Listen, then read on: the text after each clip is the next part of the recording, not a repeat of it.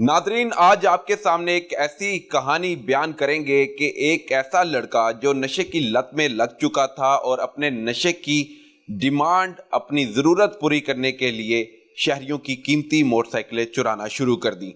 वो मोटरसाइकिल चोर कब से चोरी कर रहा है, किस उम्र में था जब पहली वारदात की, ये और बहुत कुछ जानेंगे उसकी जुबानी। कितनी देर होगी तेन वारदातें करते हुए? 6 महीने हो जाते।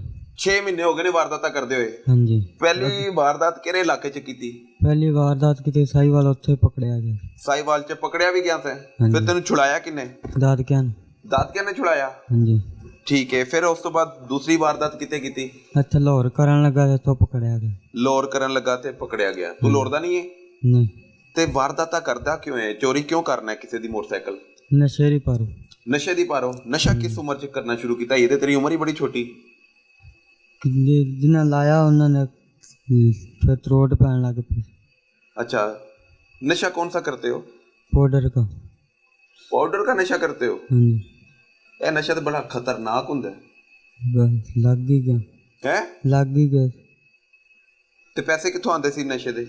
मोटरसाइकिल कदी पाउडर टक्कर ने कदी पैसा टक्कर ने। अच्छा। ते मोटरसाइकिल किन्ने दी बेचना था? किन्नू बेचना था? ओनू बेचदा जिंदे को पाउडर लेंदा था। अच्छा, नशे की जो आपको आदत थी उसे पूरी करने के लिए आप मोटरसाइकिल चुराते थे, फिर जहाँ से नशा लेते थे उसको ही दे देते थे। हाँ जी। ऐसे ही है? हाँ जी। तो कितनी मोटरसाइकिलें अब तक दे चुके हो उसे? 7-8 ही दे चुके। 7-8 मोटरसाइकिल? तू कह रहा है मैं साहिवाल पहले वारदात की थी, दूसरी करन लगा तो बढ़िया गया, तो 7-8 मोटरसाइकिल तू दे दी हैं। सही सी दस किदों दी वारदात कर रहे हैं, तो किनियां कीतियां? 6 महीने हो जाने ने। पहले 7-8 लै गया सी, दूसरी करन लगा इत्थे पकड़िया गया। अच्छा। तो 1 to 5 चोरी करना है या 70 चोरी करना है? मोटरसाइकिल लेके गए करना। पार्ट्स भी चोरी करना है कि सिर्फ मोटरसाइकिल ही चोरी करना है? मोटरसाइकिल चोरी करना है। ते ओ किहड़े लोग ने जिन्हों बेचना है, ओ कित्थे रहंदे ने? ओ छंगे मंगे ने। छंगा मंग रहंदे ने। ते इथों मोटरसाइकिल तू आप चला के लेके जाना से? नहीं, नाल आंदे आ। ओ नाल भी आंदे सन? अच्छा, उन्हां से काम भी करना से क्योंकि ओ तेनू नशा दिंदे सी? हां जी। ते चोरियां करनियां शुरू कर दित्तियां? हां जी। तेरे माँ प्यो है ने? माँ प्यो कोई नहीं, बुढ़ी लेके प्यो नशा, माँ फैसलाबाद नसी। ते किन्ने भैन भरा जे? 2 भाई ते 2 बहना। ते उन्हां नाल रहना है? नहीं। कल्ला रहना है? घरों निकले है? हां जी। घर कोई नहीं हैगा। अच्छा, हुण तेरा काम है कि तू मोटरसाइकिल चोरी करदे ही रहना है पूरी उम्र ही है? एक तेरी छोट गया मोड़ के नहीं करदा। ऐसे बंदा एवें झूठ ही बोलदा है। नहीं है? झूठ नहीं बोला। एक और कम उम्र लड़का भी है, इसकी उम्र तकरीबन 12 साल है और ये भी मोटरसाइकिल चोरी की वारदातों में मुलविस है।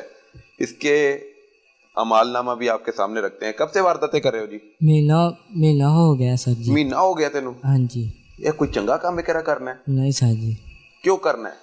बस ओदे के लिए पैसे नहीं थे, इसीलिए मैंने चोरी कर ली थी बाइक। माँ बाप है आपके? नहीं। आपके भी माँ बाप नहीं है? नहीं।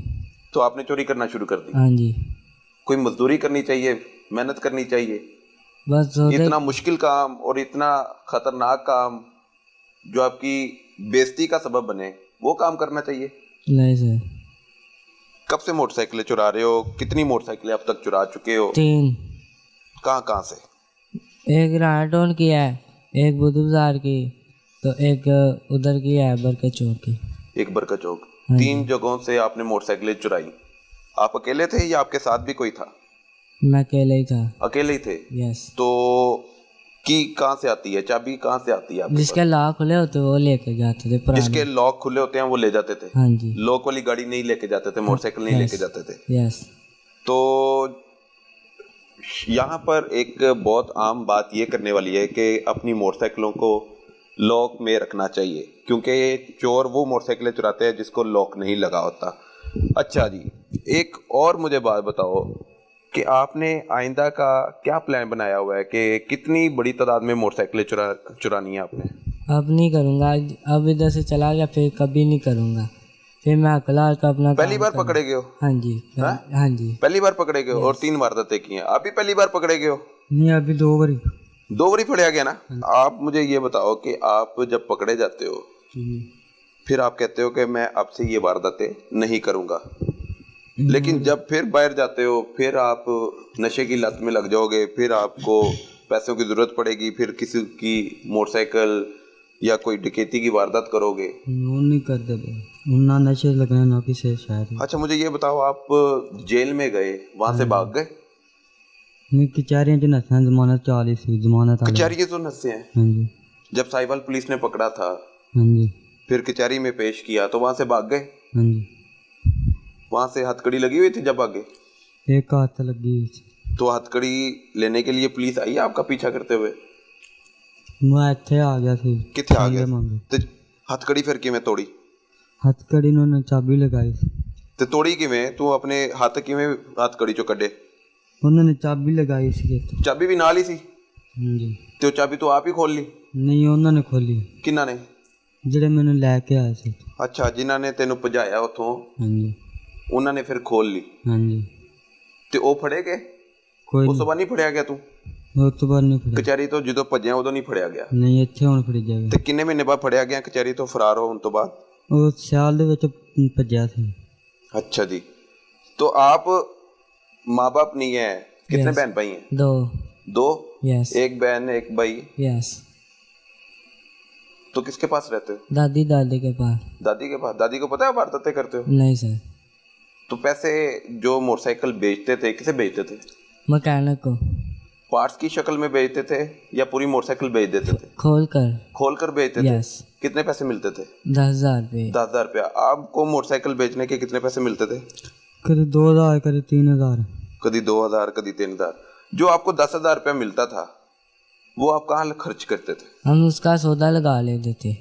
ठीक है, सब्जी की दुकान लगा ली हाँ जी। और फिर वो बेचते थे। हाँ जी। जब आपके पास पैसे खत्म हो जाते फिर मोटरसाइकिल चुरा लेते थे, फिर सौदा लगा लेते थे। यस। हैं? यस।